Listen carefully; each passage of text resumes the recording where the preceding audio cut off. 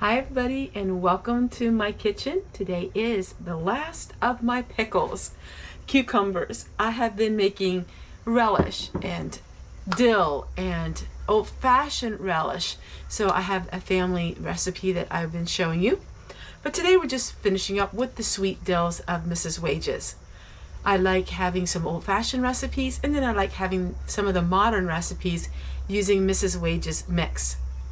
I'm also going to be working on some homemade bread today and working on some butter.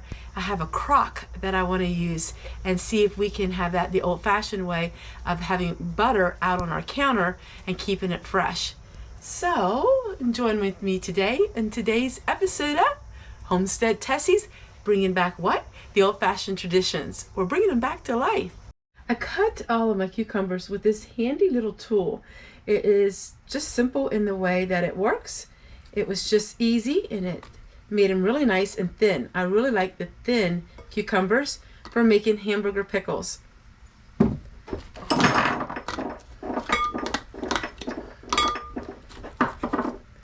For the small cucumber patch that I have, I got a lot of cucumbers.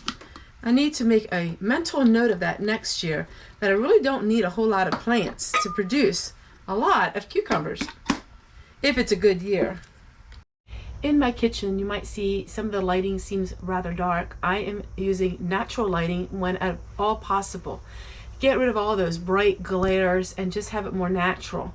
So my kitchen is naturally dark wood. I love the dark wood.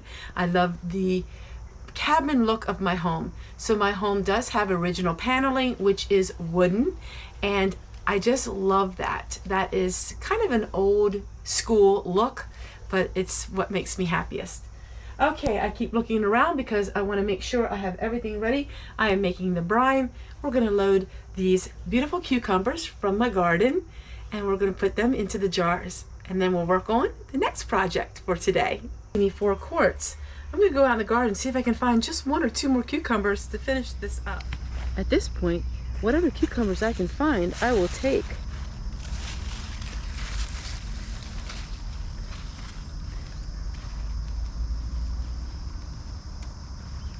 I may have enough to fill my jar.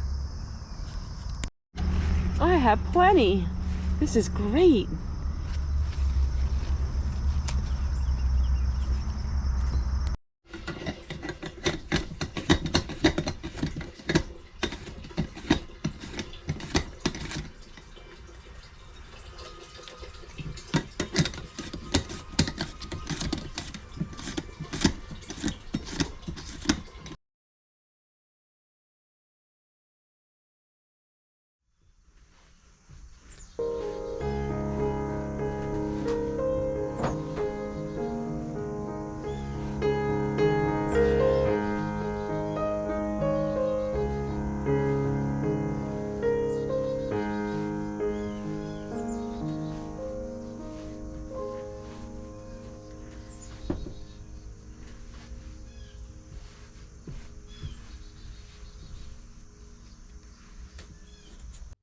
One of the big changes that I have made here in the homestead is reducing plastics and saran wraps and things like that.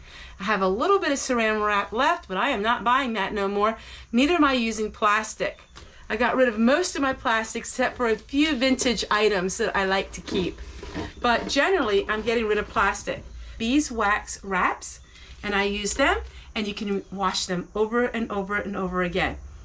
And they smell so good too. Let's go outside and put this in the greenhouse to let it rise. The greenhouse is a treasure trove of all kinds of things, not just plants, and I'll show you that here in a minute. All right, let's set this in here for about 2 hours. We have lots of things going. We have some seeds, and then I am dehydrating some of my menthol mint, and that's what this greenhouse looks like today. I'm always trying new skills and learning new things, and one of them is the butter crock, and that is keeping your butter fresher longer. So I'm going ahead and I'm putting butter in here, homemade butter, and this way we have homemade butter and it can sit on our shelf. This way we have homemade butter and it can sit on our kitchen table. And then when I'm finished baking my bread, I can use some of this butter.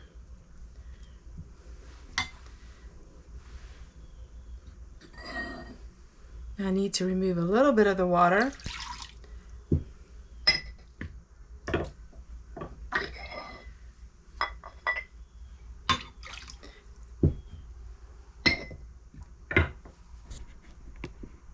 So that's what it looks like.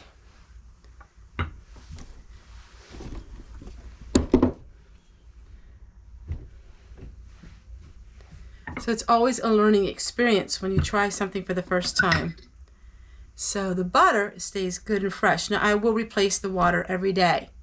But this is just one way of having old-time skills. We don't need the refrigerator. We'll keep the butter fresh like this.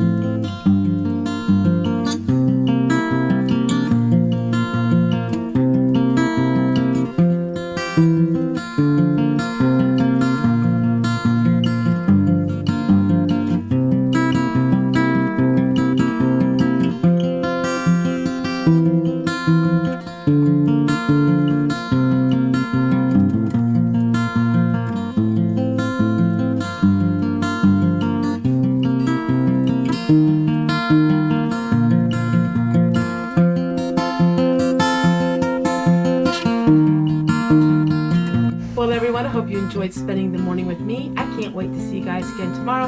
I'm going to say goodbye because now I have all these dishes I have to wash. See you guys again tomorrow. Bye.